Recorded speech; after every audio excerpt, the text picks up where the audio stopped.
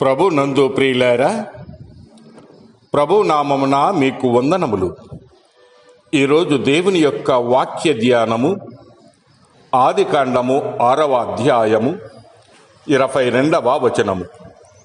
నోవాహు అట్లు చేసెను, దేవుడు అతనికి ఆజ్ఞాపించిన ప్రకారము యావత్తూ చేసెను. దేవుడి మాటలు దీవించి ఆశీర్వదించునుగాక. గమనించండి ప్రియులారా, ఒకరోజు దేవుడు నోవాహుతో మానవజాతి చెడుతనాన్ని గురించి చెప్పాడు. స్త్రీ పురుషుల వైఖరి, వారి ప్రవర్తన ఆయన హృదయాన్నెంతో గాయపరిచాయి.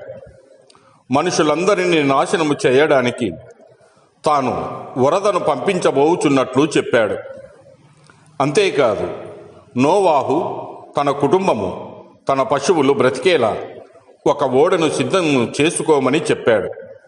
దీనికి కారణం నోవాహు దేవునిపై ఉంచినటువంటి నమ్మకమే.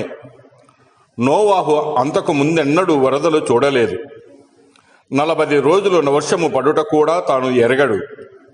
అయితే దేవుడు ముందుగానే చెప్పినట్లు వరదలు రానే వచ్చాయి. నోవాహు తన కుటుంబము తప్ప మిగతా ప్రాణులంతా జల సమాధి అయ్యాయి. నోవాహు రోజులు మరలా రాబోవుచూ ఉన్నాయి. వరదల కంటే గొప్ప ప్రమాదము రక్షణ ఓడ అయిన క్రీస్తును తిరస్కరించే వారి కోసము కాసుకొని ఉంది. కనుక ప్రియులారా, క్రీస్తు యేసు అను ఓడలోనికి నీవు వస్తే నీవును నీ కుటుంబమును బ్రతుకును. నోవాహు తన భార్యను, తన 3 కుమారులను, 3 కోడళ్లను కూడా రక్షణలోకి నడిపించుకున్నాడు.